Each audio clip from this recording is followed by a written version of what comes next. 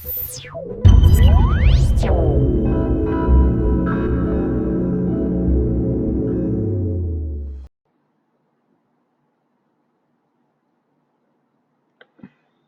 everyone, my name is Ajay Singh. I am a CCIE and CCSI.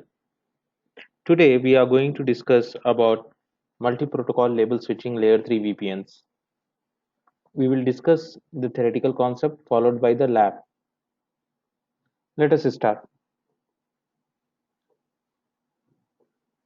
MPLS is a label switching technology. It is used for forwarding the packets based on the labels which are inserted by LSRs, that is label switch routers. Labels are generally correspond to the IP destination networks. So all the routers create the labels according to the IP addresses available in the routing table.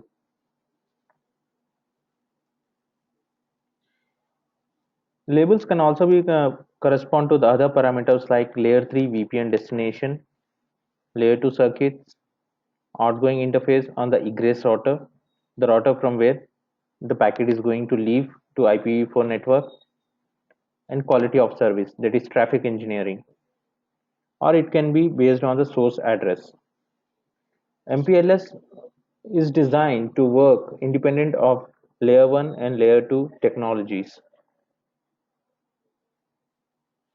Now let us begin our discussion with MPLS labels.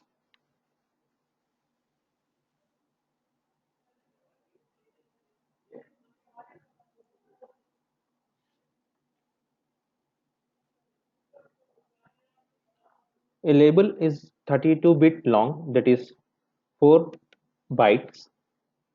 The first 20 bits are for label number. The label number starts from 0 till 2 to the power of 20.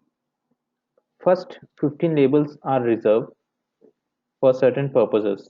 For example, label 3 is reserved to show the implicit null. Label 20 to 22 are experimental. These 3 bits are used for traffic engineering. It is used for prioritizing the traffic or for a special treatment for the packet. Bit 23 is reserved to show the stack of labels. Sometimes it happens that a packet may consist multiple labels. The common example would be MPLS layer 3 VPNs, where you will have two labels inserted, one for the transit, another one for the destination network.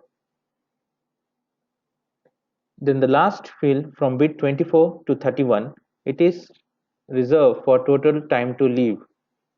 This is the value which is copied from the layer 3 header, that is the IP header. Whatever the value present for TTL in the layer 3 header, the same will be copy and pasted in this. And on the subsequent routers, as in the layer 3 header, the TTL value get decreased. The same thing will happen in the label. It will get decreased when it passes through one hop to another hop. MPLS uses a 32-bit label field that contains this information. That is 20-bit label, 3-bit experimental field, quality of service, 1 bit that shows the bottom of the stack indicator, and 8-bit of TTL field. Now let us discuss the MPLS components. All the routers which are running MPLS are known as label switch routers. And if the routers are in the service provider network, they are called provider routers. Let us take an example. Here we have three routers, router PE1, PE2, and P. All these routers are provider routers. The router which are at the edge of the service provider network, those are called edge LSRs. Now, depending on the packet entrance in or it is classified further as a egress router or ingress router. If a packet is traveling from customer network to the service provider edge router, then it is called an ingress router. And if a packet is leaving the MPLS service provider network and entering into the customer edge device, then it is called egress link state router.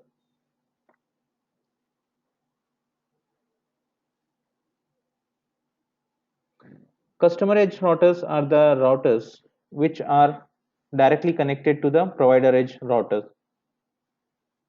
and the routers which are in the customer networks are called customer routers. Now let us discuss about the MPLS tables.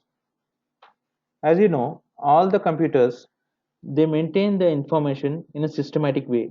That systematic way is in the form of tables, that is also referred as databases.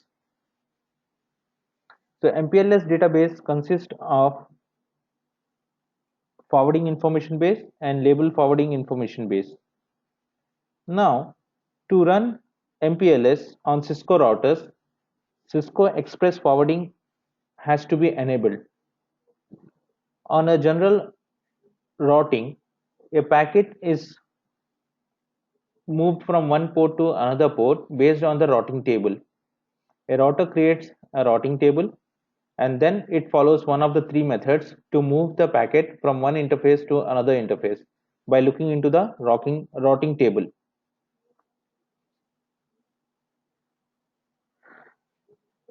These three methods are process switching. When a packet comes, a router looks into the destination address field in the layer 3 header, and then it reviews the routing table and makes its decision. It finds the exit interface and sends it to the corresponding interface. This is relatively slower. Then Cisco worked on it and they came up with the fast switching. In that, only the first packet will be looked into the destination network, and then the entry will be made and the packet is forwarded. If another packet comes with the same destination address, the router does not look into the routing table. It sends it to the interface which it has cached in its memory. But again, it is relatively slower because the router has to do the routing table lookup for the very first packet. Then Cisco came with their latest Cisco Express forwarding technology, in which even the first packet need not have to be for a router. For the first packet, it need not have to check it in the routing table, because the Cisco Express forwarding creates another table called forwarding information base, that is CEF table.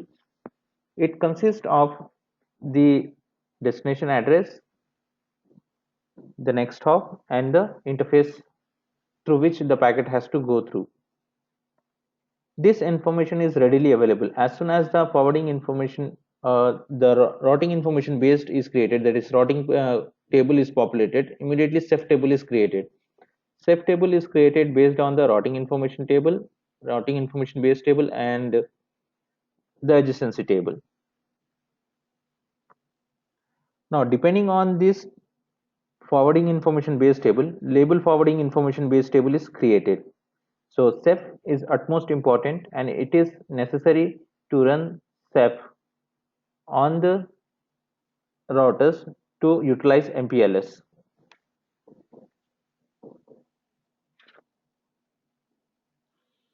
Control plane. As we have seen in the traditional routing, the routers exchange their routing information or the routing tables by using the routing protocols. So again, there are routing protocols, IGPs and EGPs. IGP consists of EIGRP, OSPF, RIP, and EGP is BGP. So these protocols, in some of the protocols, routers create neighborship and then they exchange the routing information among themselves. Similarly, in MPLS, to propagate the label information, routers use different protocols: LDP, TDP, and MPBGP. LDP stands for Label Distribution Protocol. It is an open standard. Like other routing protocols, for example OSPF, the routers first form the adjacency and then they exchange their routing information. Similarly, in LDP, LSRs form the adjacency and then they exchange the label information, that is label based information, LFIB. There was another protocol called TDP, tag distribution protocol, which was Cisco proprietary, but Cisco is discouraging it, and now it is also removed from CCI version 5. Only LDP is being used, and MPBGP is mandatory when you are running the layer 3 MPLS layer 3 VPNs. Now let us look at how the routing table updates happen. Suppose we have four routers A, B, C, and D. Now, router D wants to communicate its network 10.0.0.0/8 to C, B, and A. Then one of the routing protocol has to be configured. Now, in our case, we are going to use OSPF. Now, if OSPF is configured in all the four routers, router D will send a link state advertisement of its connected network 10.0.0.8 to its neighbor C. Now, the C will take that update and keep it in a routing table with the network, its subnet mask, interface, and the next hop information. The next hop will be the router D. The same information will again be sent by C to B. B will keep the same network with its subnet mask, the exit interface, and the next hop as C. And B will propagate it to A. Since A is the neighbor of B, then A will take the network and it will keep the exit interface, the interface on which it has received that update, and then the next hop as B. This is how the routing table is created with the help of routing protocol. Now the same thing happens with LDP, label distribution protocol. Routers first form the adjacencies. D will become neighbor to C, C will become neighbor to B, and B will be neighbor to A. Now, since 10.0.0.0/8 is directly connected to D, D will attach a local label, that is label 21. There is no fixed algorithm, it is just whatever the sequence is there for labels, it will keep on adding it. Now, D will add a label 21 and it will send the same information to C. C will again look into that network and it will add a label 18. Then B will add a random label and A will add another random label. Now after that, the LDP advertisement will be sent from D to C. D will tell C that for 10.0.0/8 it has given a label 21. So when C has to send any packet to D 10.0.0.8 network, it will remove the label 20, its label 18, and send it with label 21. Same thing, the C will again send two updates to its both connected networks stating that it is using label 18 for network 10.0.0.8. So B and D will update their LIB tables. Now it's a turn of B. B will send an update to C and A stating that it is using label number 25. Then finally A will send the information about the same prefix stating what label it is using to B.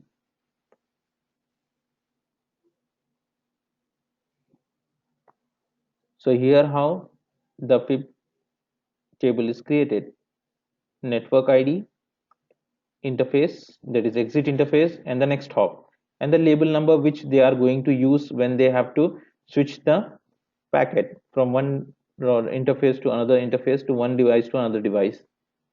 So if a suppose a traffic is destined to 10.10.0.8 from interface E0 of A will insert a label 25 and send it to B.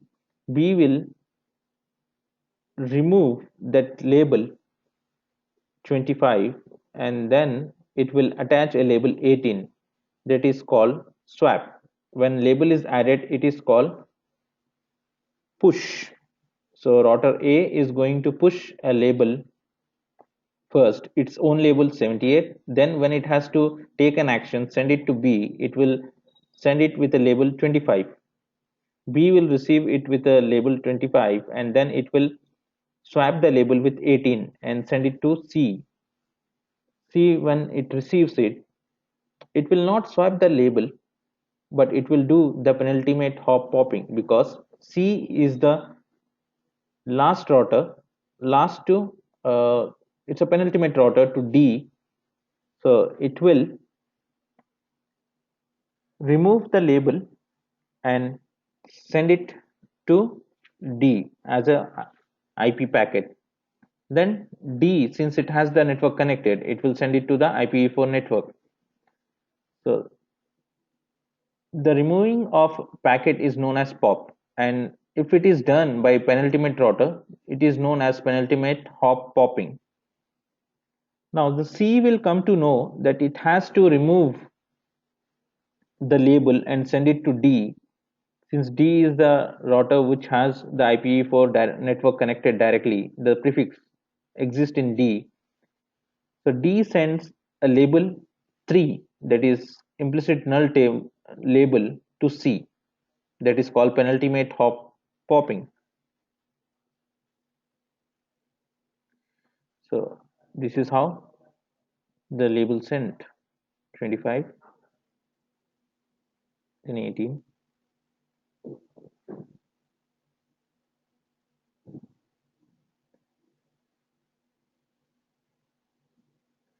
So this happens with penultimate hop popping.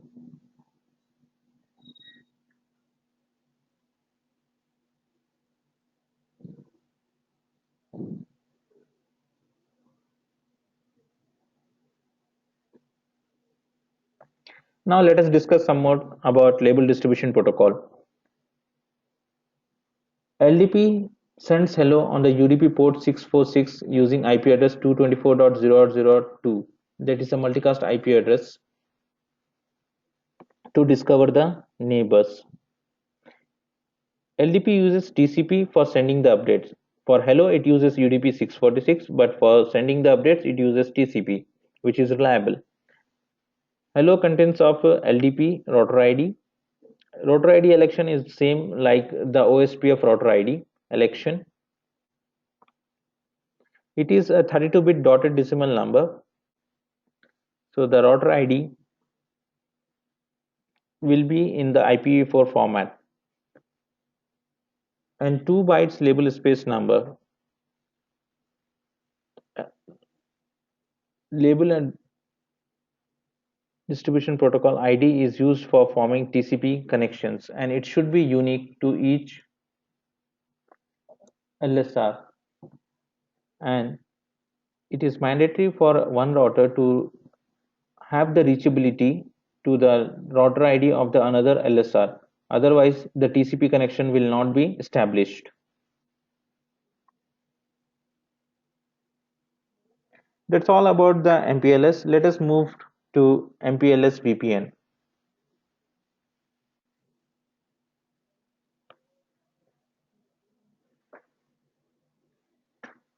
So MPLS layer 3 VPNs are used extensively across the world today because of the cost effectiveness, and also this technology provides the higher bandwidth when compared to other circuits or other when compared with the lease lines. Separation of customer routing information happens by using the virtual route forwarders. For a service provider, it is not feasible to provide a separate dedicated provider edge router for each customer, so they use virtual route forwarder. Virtual route forwarder is not the virtualization of the entire router. It's just for creating a separate routing table or the routing instances in which IGP and BGP can be run. Exchange of customer routing information inside the service provider cloud happens through multi-protocol BGP. Traffic will be label switched towards BGP next hop inside the service provider cloud. So one of the biggest advantages of using MPLS is you need not require to have the same capability routers across the service provider network. For example, this PE router should be capable of running BGP. That means they should have the higher capacity, higher CPU, and higher RAM. Whereas the core routers may or may not possess the same hardware capabilities, but they should be able to run MPLS. That's enough. The edge routers has have to run BGP. As BGP is process intensive, it requires higher number of CPU cycles and more number of memory, that is RAM. So the edge routers have to be powerful devices when compared to the core devices. If we if a service provider does not want to use MPLS, then he has to run BGP everywhere and he has to maintain higher capability devices. That is not a challenge for a service provider because it's a one time investment, but the maintenance would be a challenge because the higher capability routers or the high end platform routers generate a lot of heat, air conditioning is required, and power consumption will be very high. And if service provider are using only the edge devices with the higher routing capabilities and the core devices with the lesser routing capabilities or the lesser end platform models, then it will be easier for them to maintain the network for a longer period of time and it will be an effective solution.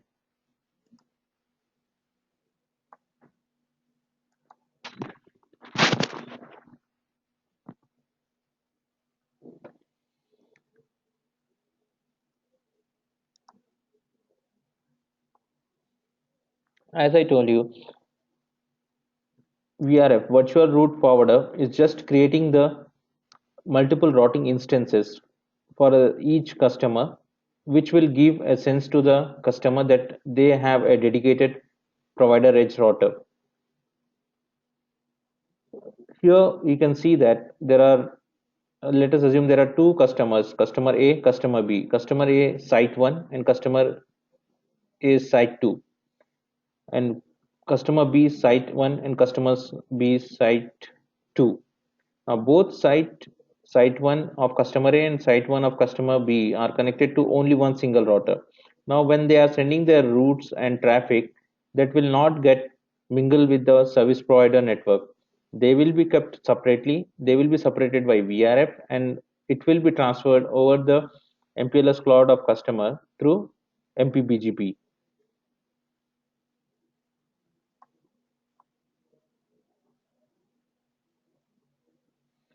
So virtual routing and forwarding, multiple instances of routing table are created.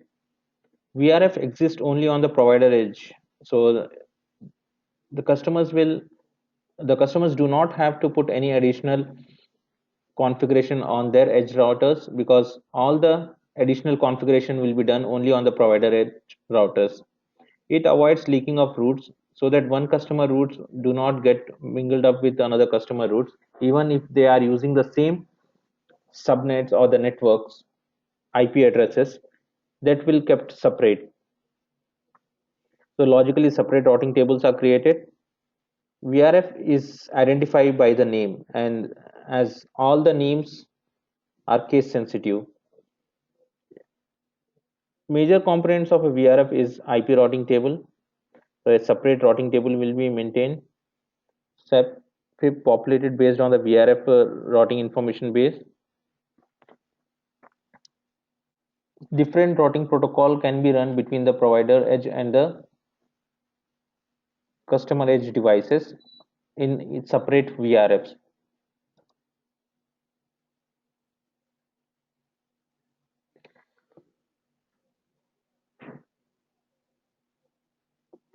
Routing inside the VRF can be done statically or by dynamically by using any of the routing protocol like RIP, EIGRP, OSPF, ISS, or MPPGP.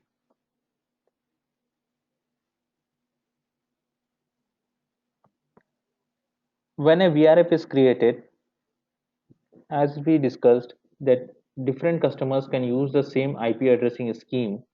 Now, if they are using same IP addressing scheme, the same router may not accept it.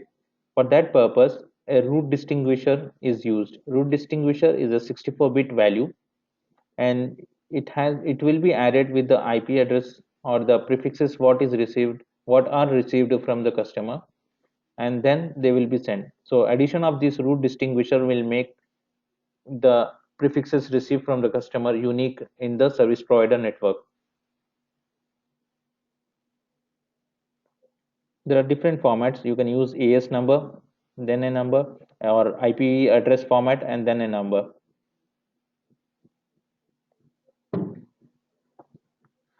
We will see how to apply a VRF when we are configuring it in our lab. One more thing we have to keep in mind that whenever we are moving any physical interface to a VRF, the IP address which is configured in advance will be removed. IP address has to be added once again after moving a interface into a VRF. VRF can be used without MPLS for the segregation of a network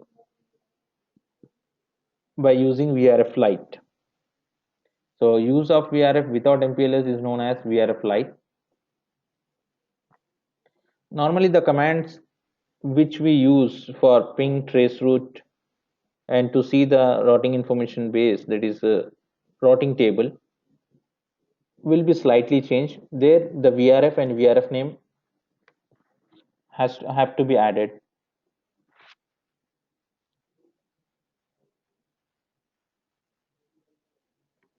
VRF provides multiple routing instances as we discussed. PE routers are configured with VRF and run MPPGP. Sometimes CE can also have configured the VRF but without MPPGP. It is called VRF Lite as we discussed in the previous slide. Now VRF Lite versus MPLS VPNs. So all the devices in the transit path must carry all routes in VRF Lite. Whereas in MPLS VPN, only PE routers need customer routes using VPN v4 BGP. So let us go to our topology. Here, whatever the routes are coming customer, from customer A and customer B, that will be known by PE1, and the same will be communicated to PE2. Our P router, the provider edge router, will not have any awareness about it, and it did not know that because we are creating a direct tunnel between PE1 and PE2. That tunnel will carry the prefixes as well as the traffic. Though physically it passed through the provider edge, but it will be encapsulated, and encapsulation is through the VPN v4.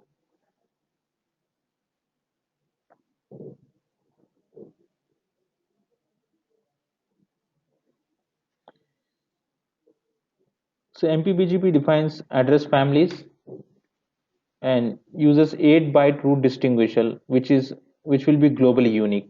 So root distinguisher has to be unique, and VPN v4 adds MPLS VPN labels. That we will see when we are doing the lab how it is adding the label. One label to reach the destination, another label for the transit.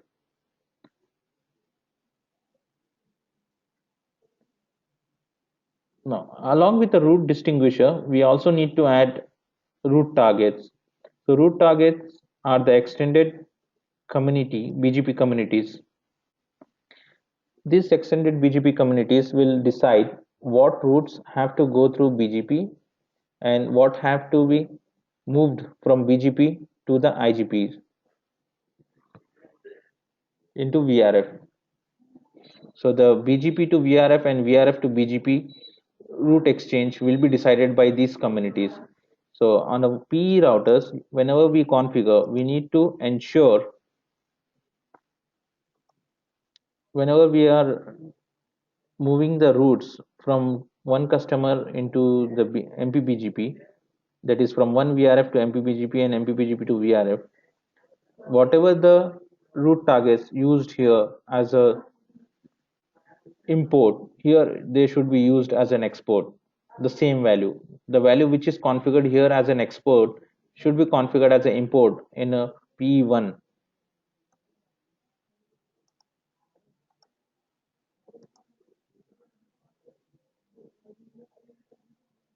So which routes will go from BGP to VRF and VRF to BGP.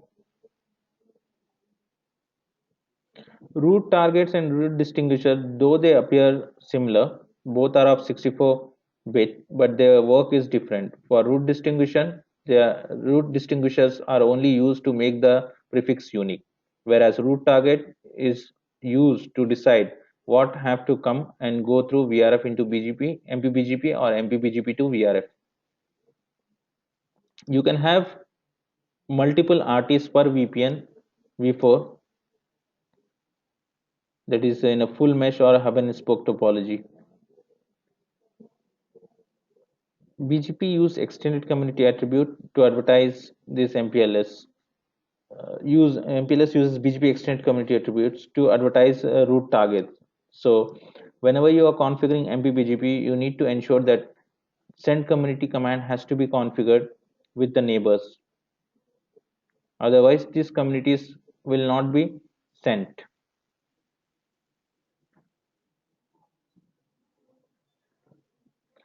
L3 VPN require minimum of two labels to forward traffic. The first one is the transport label or the transit label, which will determine or which will be used by the routers which are not running MPBGP to move the traffic from one router to another router. Now, the second label tells the SP core routers who is the exit point. VPN label is derived from VPN v4 advertisements of PEs and tells the PE router who is the CE for destined traffic. Now that's all about the configuration. That's all about the theoretical part, and let us move to the configuration. Now the configuration involves four simple steps. The first step is of creating VRF and assigning the RDs and RT. Then to associate the customer facing PE interface with the correct VRF. Configuring the IGP between PE and CE routers, that is any IGP you can use on either side. Then configure mutual redistribution between IGP and BGP, and finally configuring MPBGP between the PEs. Let us start configuring our MPLS L3 VPNs. I have already pre-configured the lab with IP addresses. So let me first explain you what our lab consists of. We have two customers, customer A and customer B. They have two sites at two different geographical locations, site 1 and site 2. Now they have taken an MPLS connection from an ISP, from the same ISP, which is going to move their routing as well as traffic from site 1 to site 2, from customer A site 1 to customer A site 2, and from customer B site 1 to customer B site 2. Now, for our easier understanding, I have taken lesser number of routers in the service provider network, but there can be n number of routers in the service provider network. Here, let us see what is the addressing scheme I have used. Interface brief, exclude unassign. Now, in the provider edge router, I'm using the same IP addressing scheme between customer A site 1 and PE1, customer B site 1, PE1 to demonstrate that the IP addresses can be same. Because of the VRF, the PE will be able to handle different IP addresses with the help of RD value. So on either side, both the customers are using the same addressing scheme, and even in the LAN. So the objective of this lab is to make the LAN of customer A of one site to communicate with customer A site 2. Similarly, customer B site 1 LAN will be able to communicate with customer B site 2 LAN, and that will happen over the MPLS VPN. We are going to create VRF for different customers, customer A and customer B on PE1 and PE2. Then we will run MPLS on PE1, P and PE2. For internal routing inside the service provider network, we use OSPF, and we will run BGP on PE1 and PE2. We will not run BGP on P. We assume that it is a smaller platform, say 1800 series router, whereas these two are 7200 series routers.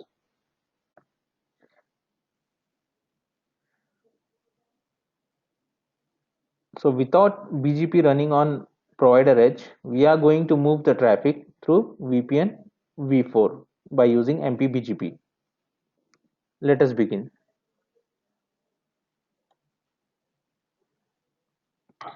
So we will first configure the service provider network by configuring OSPF init. Right now we are on PE1.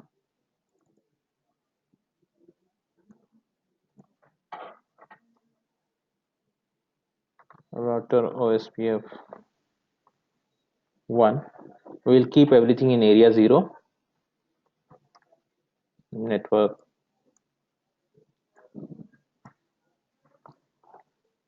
0. I will advertise only that interface IP address in area 0.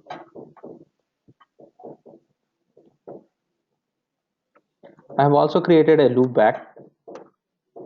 So this loopback will be used for testing purpose and for the identification of this router for the routing protocols and for LDP to uniquely identify this router as a router ID.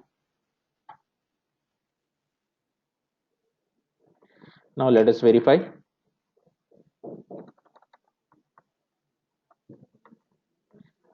Now our both loopback and the physical interface which is going to our provider edge router is under OSPF process 1 area 0. Let us do the configuration on our provider edge router. Interface range command you can use here, G1 by 0 to comma G2 by 0. Already IP addresses are assigned, so we need not worry about that. We will directly configure the routing protocol, routing OSPF 1, router OSPF 1, sorry. Then we will give the network command.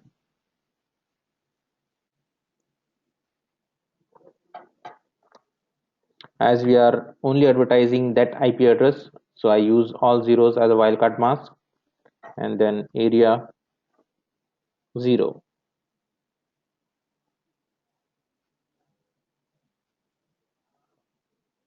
Now you can see that as soon as I advertised G1 by 0 IP address, it has formed the adjacency with our PE1 router.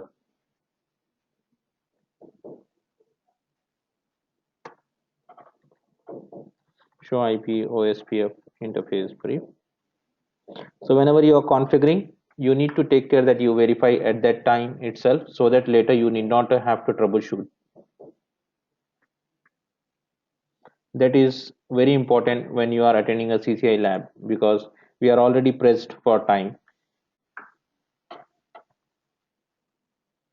Let us do auto OSPF 1. network.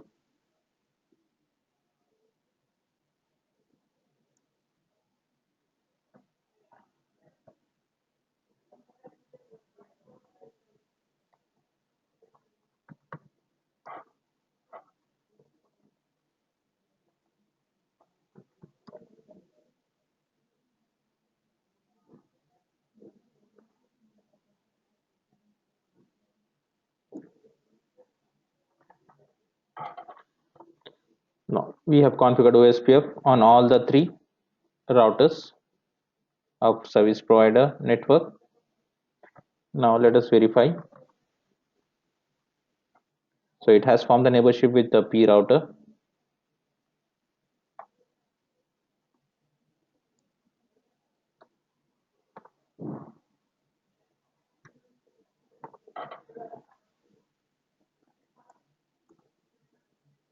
Now let us verify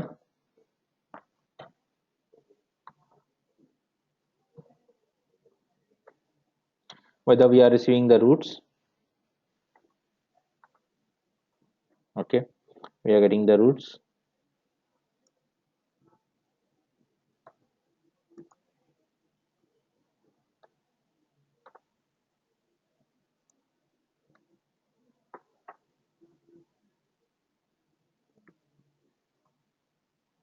Now once the IGP is configured, let us configure MPLS on this. You need to ensure that IPsec is enabled. On Cisco routers by default it is enabled, but as a precautionary method you better configure it once again. After that, give the command MPLS IP. Then you have to go to the interface where you want to run MPLS. So between PE and P, we have G2 by 0, G1 by 0. On this interface, only you need to enable MPLS. Interface G2 by 0. I say MPLS IP. Now to verify, give the command show MPLS interfaces. Here you can find that G2 by 0 is configured with MPLS protocol LDP. LDP is the default protocol when you configure MPLS. Now let's go to R2, that is a P router. Here interface G1 by 0 and G2 by 0.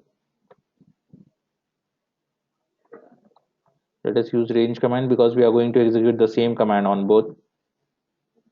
MPLS IP. Ensure you have MPLS enabled and CEF enabled.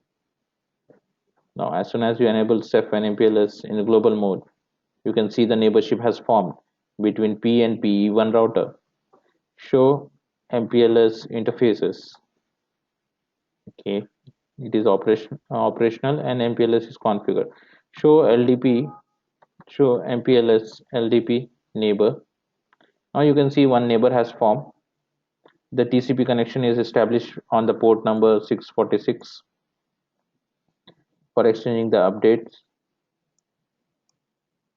Now let's go to PE2, configure MPLS IP, IPsec. First you need to enable IPsec, then MPLS IP, and go to interface G2 by 0 and say MPLS IP. Show interface, show MPLS interfaces. So one interface is enabled now. Let us say show MPLS LDP neighbor. So the neighborship has formed. Now let's go to P router and run the same command again. Now you will find two neighbors, that is PE1 and PE2.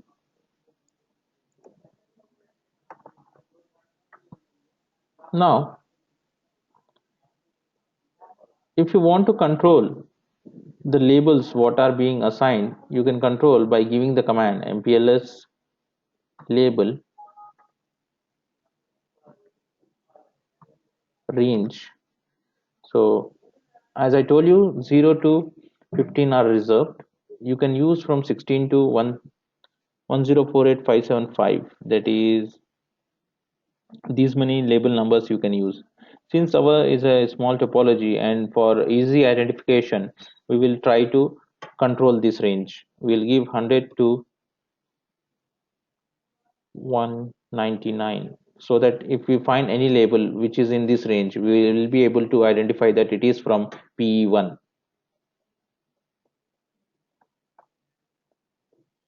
Let's go to P router and give the range MPLS label range. We'll give 200 to 299.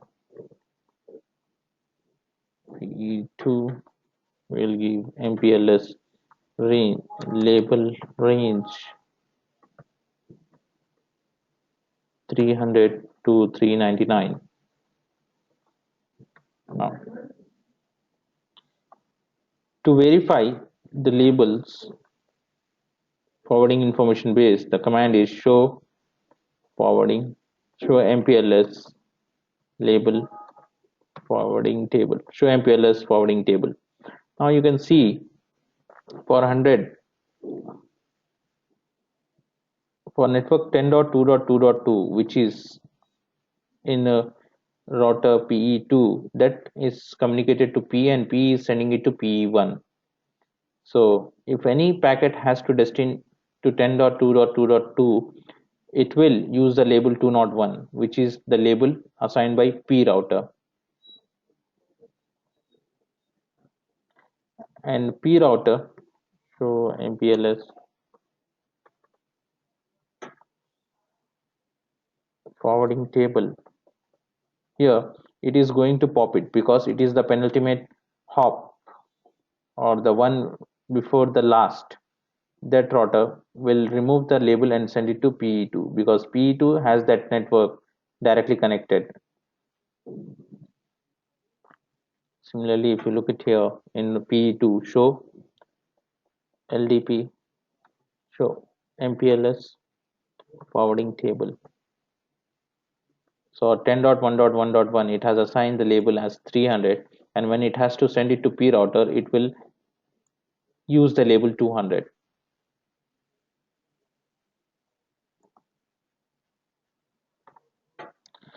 One more place you can find the labels is show IPsec details. Here you can see what networks are given what labels. Show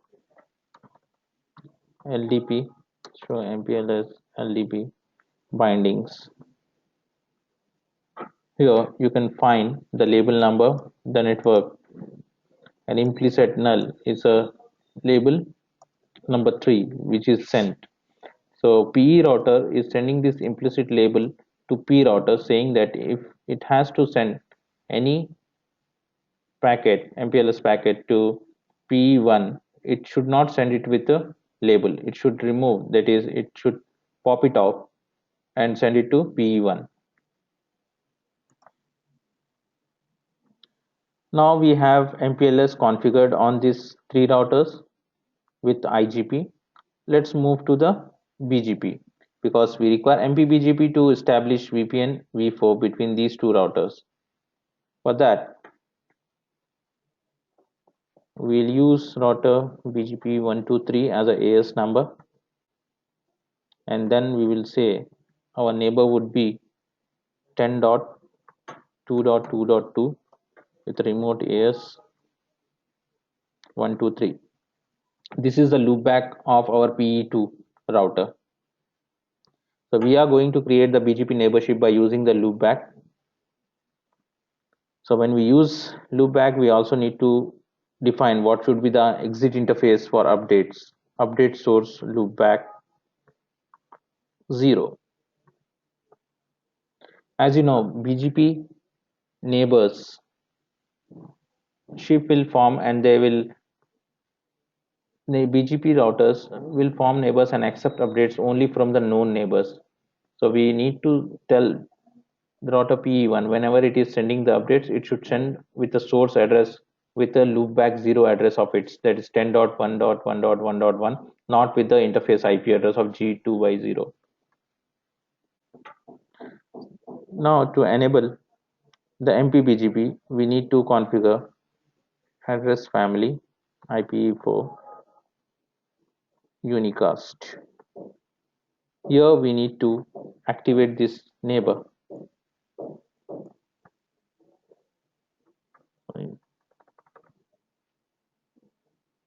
Insert, activate.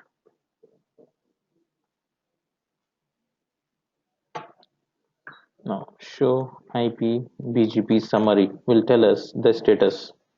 Okay, right now it is idle because we have not yet configured on the other side. Let's go and configure it on other side. Router BGP 123 neighbor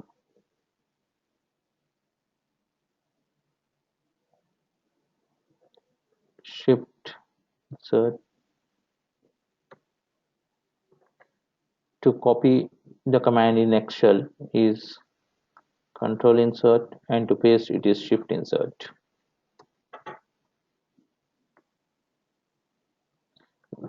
0, sorry, you need to give the remote AS, that is 123 neighbor, then update source loopback 0. To enable MPBGP, you need to give address family IPv4 unicast, and then you have to activate the neighbor.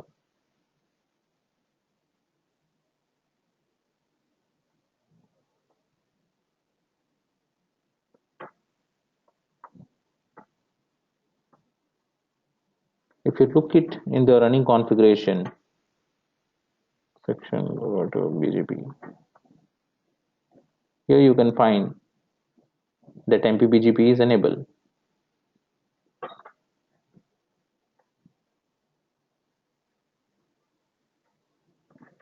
Show IPBGP summary. Now you can see the neighborship has come up, but they are not exchanging any prefixes as of now. Show IPBGP summary. You have got the log message, but still we will verify it. Now you would like to know what would be the capability of this neighbor. So for that you need to give the command show IPBGP neighbor, and then you can filter the output. Once you give this command, you will get a huge output. In that we want, or we are interested in only looking at the capabilities.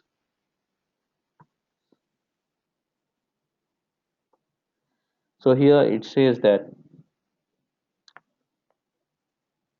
it can advertise and receive IPv4 unicast traffic currently.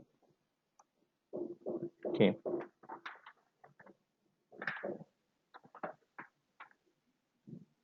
The same command we will run on PE2.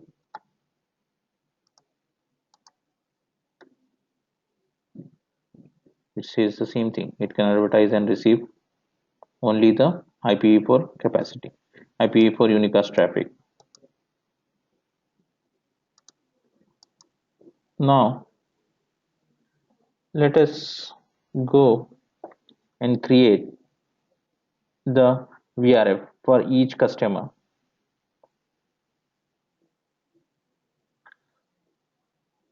We will start with customer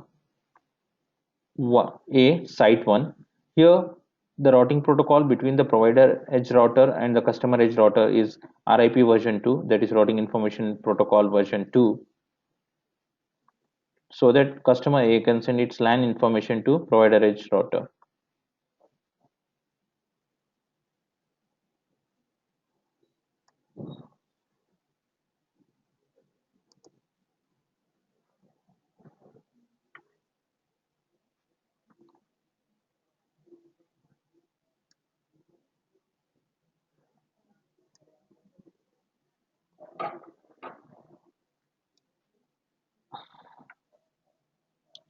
So we will create a VRF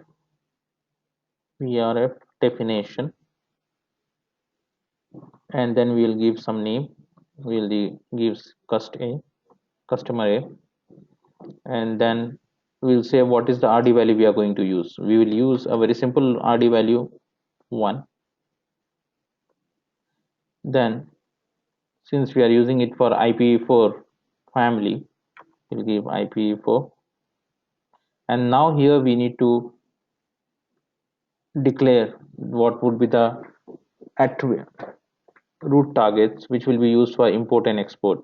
For import, that is sending, for receiving, we will use 1.1.1.1 colon 101, and for exporting, that is from PE1 to PE2, we will use, we can use the same value, but for our easier understanding I'll use different values. That's all. We have created one VRF. Now let us do the same thing for our second customer. Definition customer. Here we would use RD value as 2.2.2.2 colon 2. So these will be added to the prefixes what we receive from the customer to make them unique. Address family IP4, root target import. I'll use 1.1.1,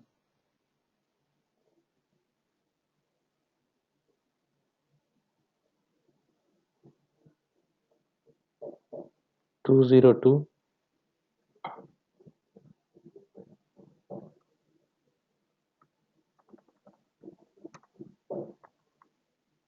export 2.2.2. Exit. Now that we have created the VRF, we can verify that by giving the command show VRF. It shows that we have created two VRFs, cust A and cust B. Let's see them. Show IP route. This is a global routing table in which you will find OSPF routes and the connected routes. Show IP route VRF custom A. So this is the route which we have.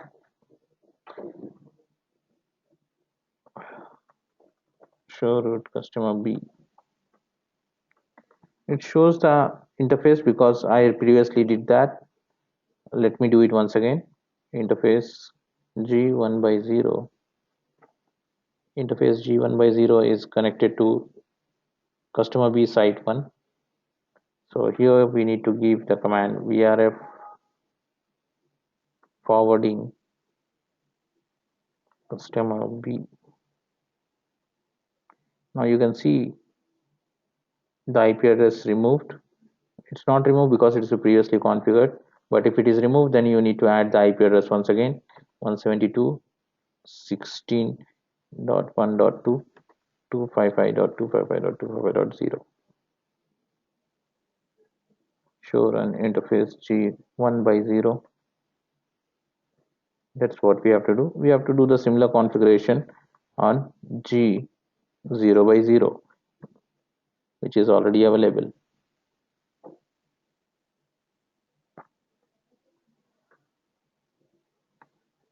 Now, when you give the command show IP interface brief, you can see the same IP address is used for two different interfaces, which is not possible if you are not using VRF.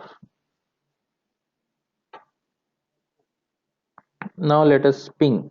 When we ping to 172.16.1.2,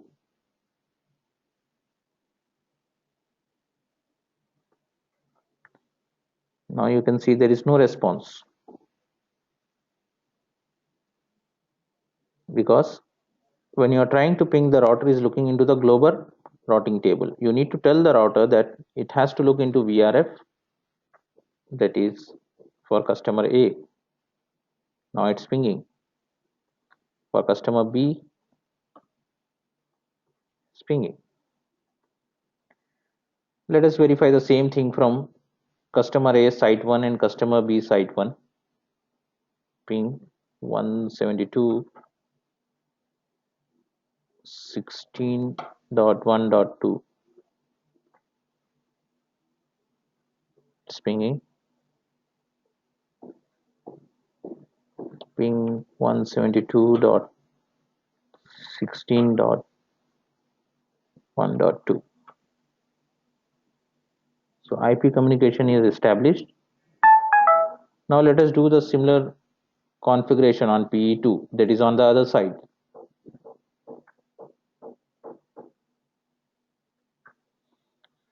First, we need to create the VRF with the same name.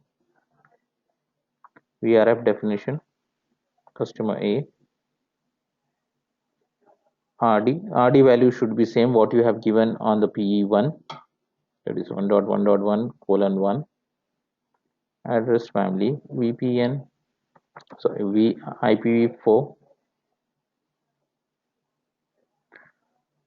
Here you need to be careful because whatever you have given there as an export, here you need to give as import.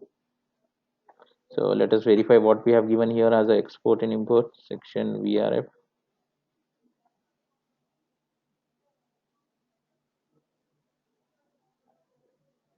Oh, I think what messed up.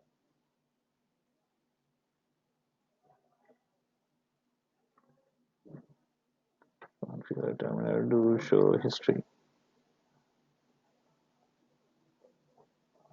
Okay, here we have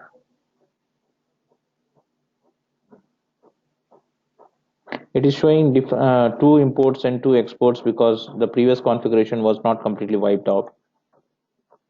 I'll do it once again.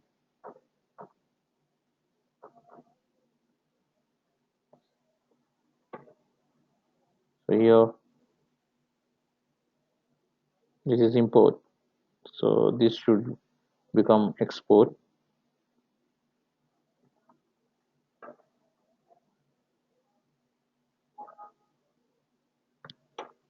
One zero one,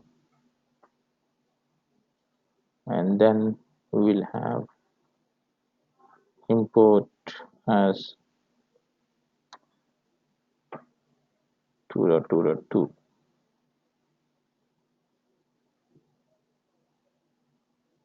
Let me fix it here.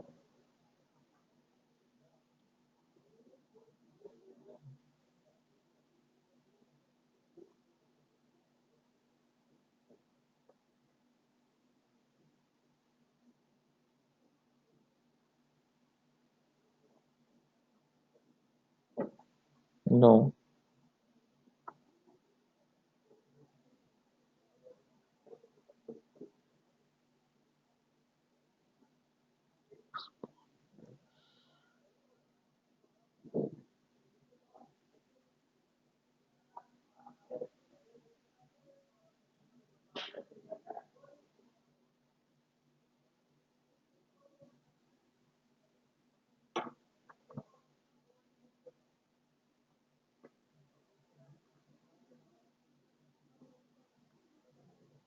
import is 2.2.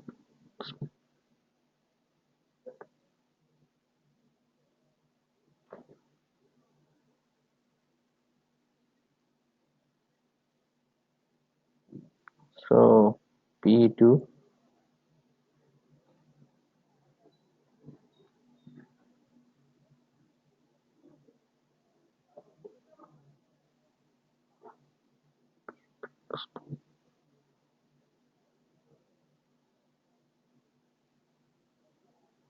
let me fix it. So that I have fixed now. Now you can see whatever the export and import route targets are on a PE1 for customer A, that is accordingly configured on PE2 for VRF customer A. Whatever there is an import, so here import 1.1.1.1:101 is there.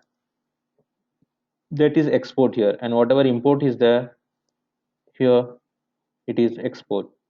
Now it has been fixed. You can verify by giving the command show vrf and show ipvrf. So it will tell you which interface belongs to which vrf. Show ipvrf, show vrf. Now we have created respective vrfs on pe1 and pe2 and moved those physical interfaces into their vrf. Now we have got three routing tables in pe1 and three routing tables for pe2. One routing table is the global routing table for the service provider network, another one is for customer A, and one for customer B. Now, our next task is to propagate the LAN networks to the PE1. So that we are going to do by configuring the IGP between the PE and CE routers. So our first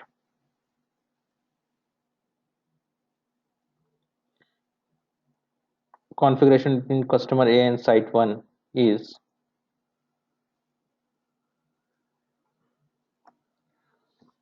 RIP version 2. We'll configure router here on P2. So let us first configure on the customer edge router.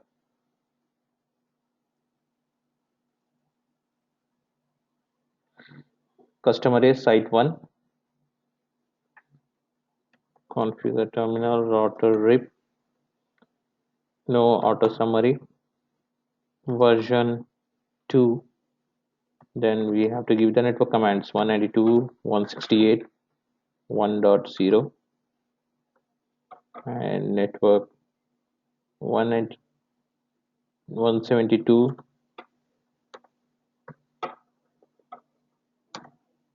172.16.0.0.0. Once we do it, we'll save the configuration.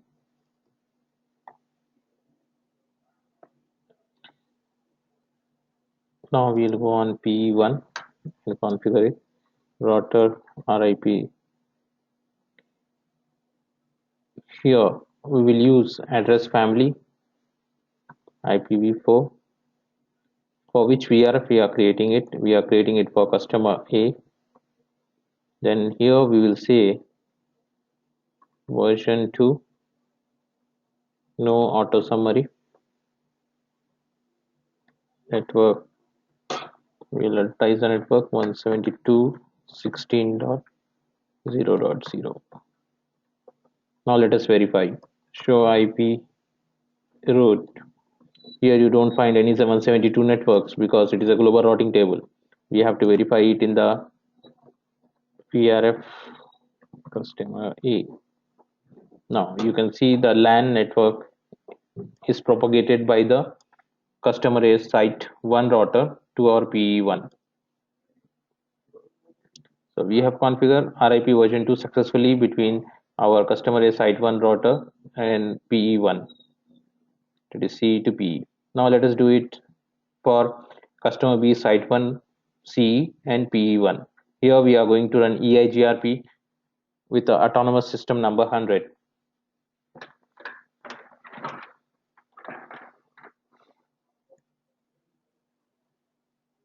So we'll go to customer site B, customer B site 1. Now configure terminal router EIGRP 100. No auto summary. On C, you need not do any specific configuration. Just you have to do the regular configuration of the routing protocols on the CE routers. Network.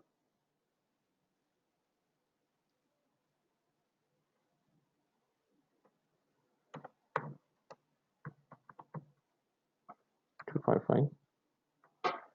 Then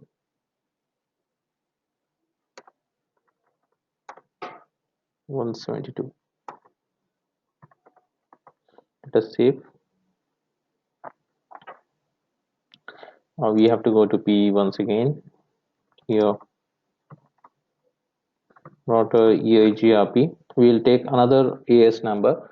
So most probably when you are doing EIGRP neighborship between your CE router and PE router, both will be in a different AS. But as for the EIGRP concept, for two routers to be neighbors, the AS number should remain the same. So here we are going to use one special command for that purpose. Address family IPv4 VRF system B, then autonomous system number we will give here as 100. Here we will declare auto summary network 172.16.1.0.0.0.255. Now you can see the immediate neighborship has come between our PE and CE router. Let us verify. Show IP EIGRP VRF customer B.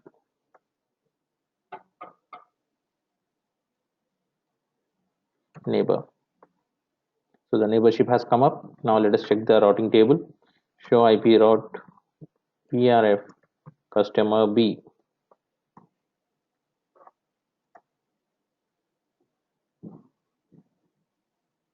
So we are getting the LAN from site 1 of customer B. Show IP EIGRP neighbor. Okay, show IP route. So there are no routes. So we have done the configuration between our PE and CE routers on site 1. Now let us go to site 2. There we will do the configuration of PE2 and customer B and customer A CE routers. So here on PE2 and customer A site 2 we have BGP configured. Let's go to our router site PE2 router BGP 123. We'll say address family IP4 VRF customer A.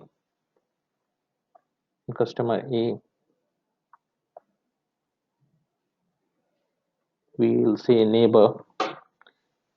So we will create the neighborship by using physical interface IP address here 172.16.2.1 remote AS.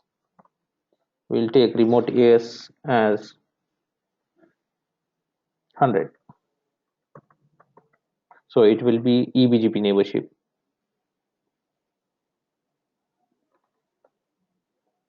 Show run section router BGP. Let us verify. Okay, we have initiated a neighborship in VRF. Now you can see that activate has come by itself. We didn't give that, but it has taken. The iOS has created that command. Now let's go to our site A2, customer site A2, customer site 2, configure terminal, router BGP 100. We will give neighbor as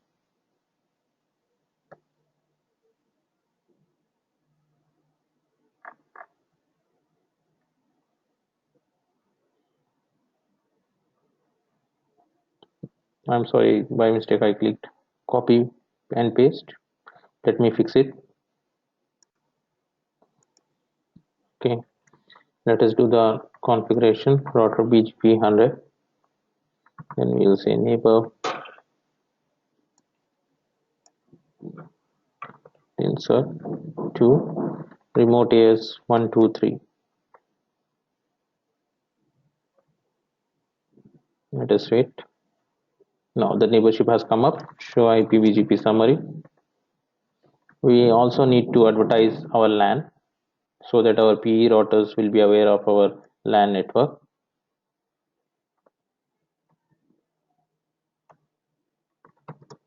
network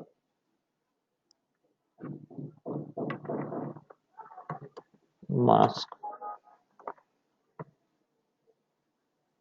255.255.255.0. Let us save this configuration. Let's go to PE2 router. Here we got the neighborship, show IP BGP summary. You can see only summary, the neighborship with the PE1. To see the VP and V4 summary in the VRF, we have to VP and V4 all. Here you can see the neighborship has come and a route has been launched. Show IP BGP summary VR. Show IP BGP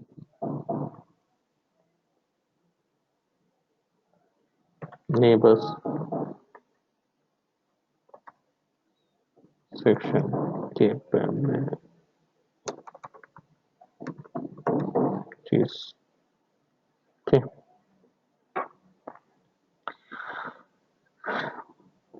Show IP BGP all will give you the exact details. Yes, here you can see in IP for unicast we are getting a network 2.0, that is from our site 2 of customer B. Now let us do the IGP configuration between our PE2 and customer B site 2.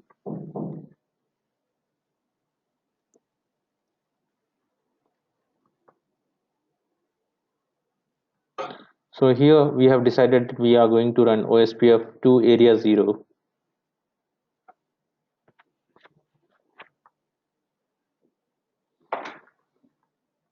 Let us make it as OSPF 100.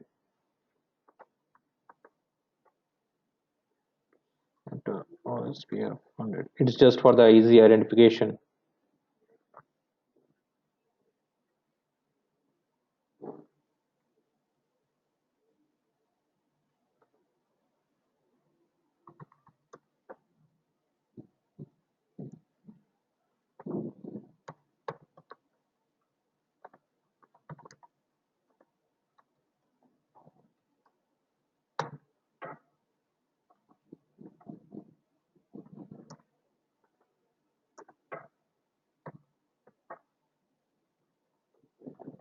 Show IP OSPF interface brief will give us a clear picture.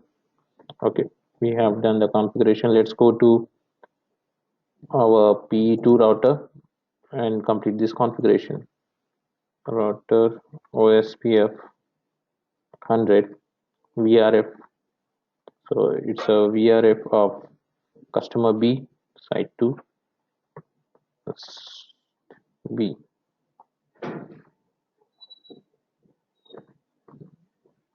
Network 172.16.2.0 to let us give the wildcard mask in area 0. See, the OSPF neighborship has come up immediately. Show IP OSPF VRF. Just we say show IP OSPF neighbors. Here you can see two neighbors. One is our P router, other one is our customer B site 2 router. Now let us verify whether we are getting the LAN network of customer B site 2 in the routing table. Show IP. We have to verify it in a PE2. Show IP route VRF custom B. Now you can see that the OSPF route is learned. So if we go to our slide and we see we have created the VRF, RD and RT plus associated the customer facing PE interfaces with the correct VRF. So we have created VRF PE1 for A and B, and the same VRF we have created with the respective route targets on PE2, and then we move these physical interfaces into their VRF. After that, we configured the routing between customer A site 1 and PE1. We configured RIP version 2. In customer B site 1, PE1 we configured EIGRP 100.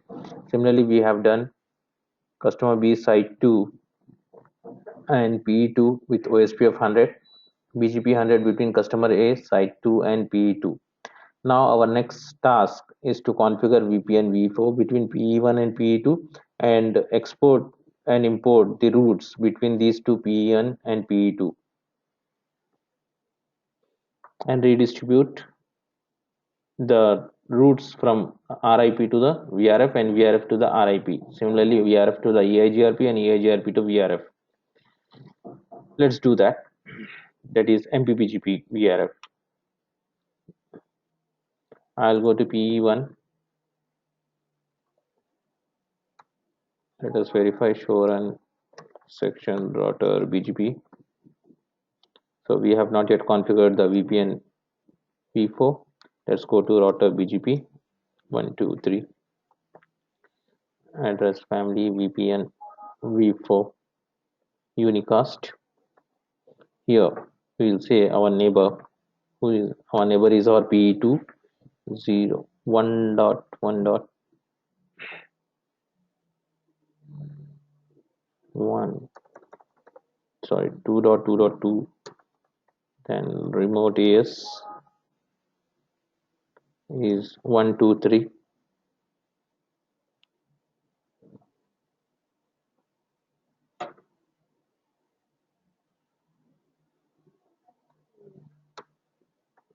Just need to give activate. Already we have defined it. Then we also need to send community. Either you can give extended or both. By default it is standard, so we'll say extended. Let us save this and go and do the same configuration on PE2. Let's go to PE2 and give the command router BGP 123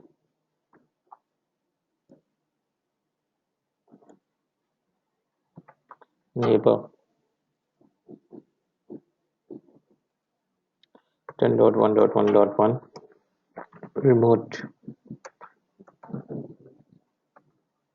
You have to give address family VPN v4 unicast, then neighbor 10.1.1.1 activate, send community extended. Now let us verify show IP BGP neighbor section capabilities. Now here you can see VPN v4 capability has been added, and there are two sessions running between PE and P2. Let us give the same command show IP BGP summary section or show IP BGP neighbor section capabilities.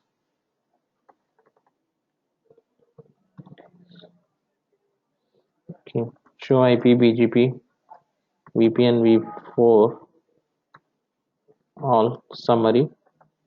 This command will show you the VPN v4 and one prefix is being exchanged right now.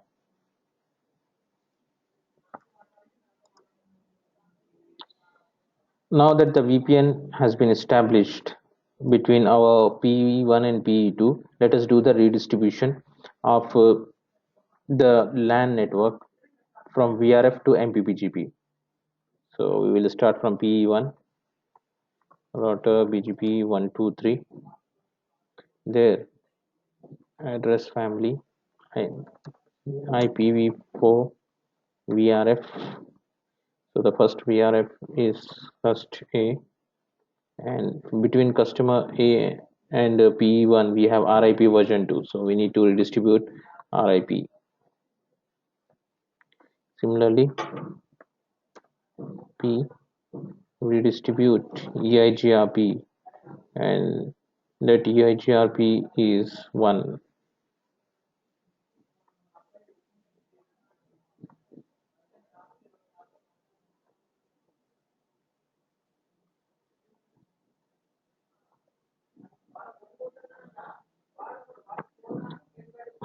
Now we have to do the same thing. It has to be a mutual redistribution.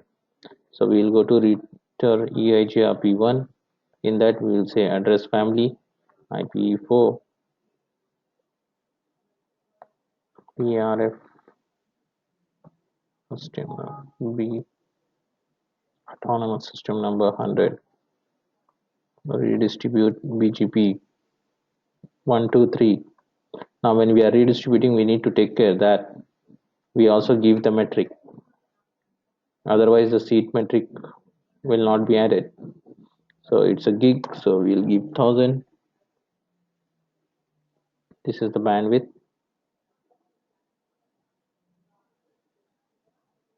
Delay, reliability, load, and MTU.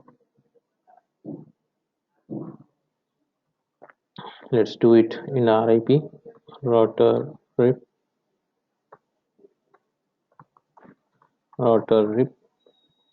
address family IPv4 VRF customer A redistribute BGP 123 with metric, I'll say 2.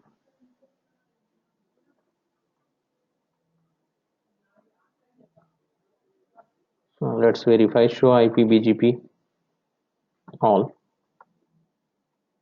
Here we can see that we are getting a network 172.16.1, 1 and 2.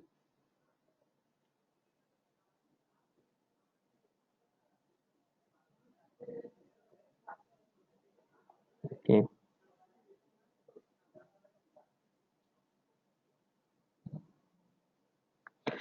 Now let's do the same exercise on the P2.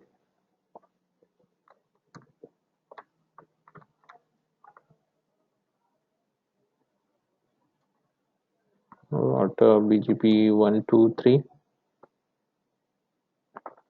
address family IPv4 VRF customer A. Between customer A site 2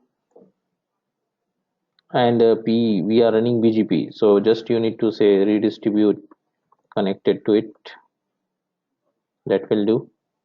And for address family IPv4 VRF customer B, here you need to redistribute OSPF 100 VRF customer B. Already we have mentioned, just we need to mention what all we have to redistribute. So we say match internal, external 1 and external 2, so that all the routes get redistributed. Then we have to go to router OSPF 100 VRF customer B, so that our BGP route should also go to customer B. Redistribute BGP 123 subnets. Show IP BGP all. Now all the routes are getting exchanged. Now let's go and check on the customer sites. Customer A site 1 show IP route. Now we are getting the route from the other site. Show IP route. Here also we are getting the BGP routes. Site B show IP route. We are getting all the routes here also. Show IP route. Okay, customer side B. It's in a OSPF. We haven't got the route yet. Let us see what went wrong.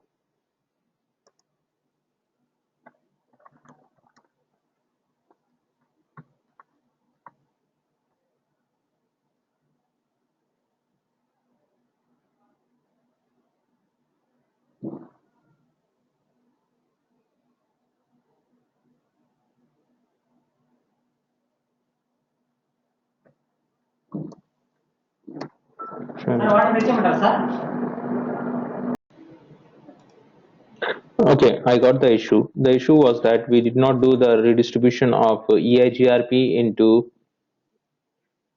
the VRF customer B in the MPPGP. So I fixed it now. Show run section router BGP. Now here we can see that we have redistributed RIP and EIGRP 100. Now we are getting the routes on customer B side too. Now let us verify. The verification is very simple. We'll ping from customer site 2 to customers B site 1.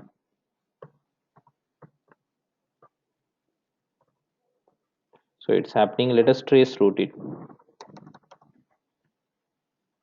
So this is how you can find the LSP, that is the label switch path. So the packet is first coming from site B, customer B site 2 to PE2 on G1 by 0, that is 2.2, 172.16.2.2. Then it is getting an MPLS label, and it is getting two labels. One is the transit label, other one is the VPN v4 label. So when it reaches P looks at 200 and it removes its label and pops it to PE1. Now the PE1 receives it 105. Now if you go to PE1 and check the forwarding table, show MPLS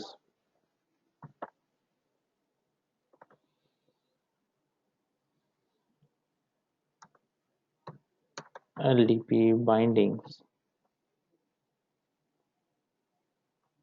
show MPLS forwarding table. Here you can see 105 is being given to the prefix which is coming from customer B site 1.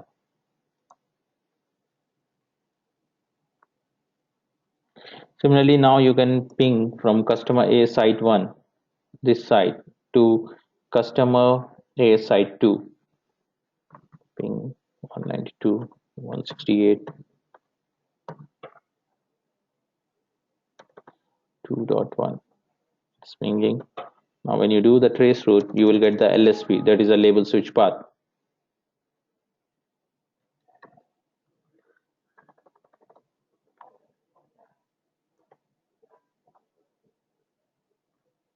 So it takes the path 202. Here two labels are being added because one for the transit, another one for the VPN v4. Now if you go to P router, here you can see show IP route. It doesn't have any route, any customer prefix, or neither it is running BGP, but still the traffic is flowing over the VPN. So here are the commands for the verification which you can use in case you have any issues. So let us go and check them one by one. We'll go to PE1.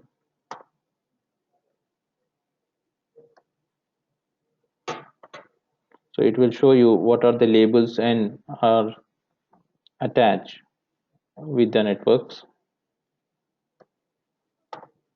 So here you can see the tunnel,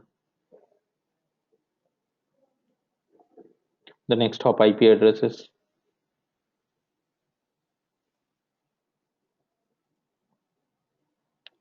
show BGP VPN v4. Customer A will tell you all the routes in that VRF which are being exchanged.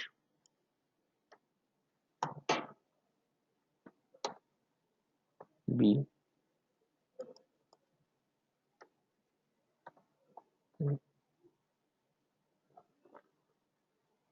So this is how the MPLS VPN L3 works. Thanks for watching this video. Please let me know if you have any further issues or doubt in that. Have a nice time.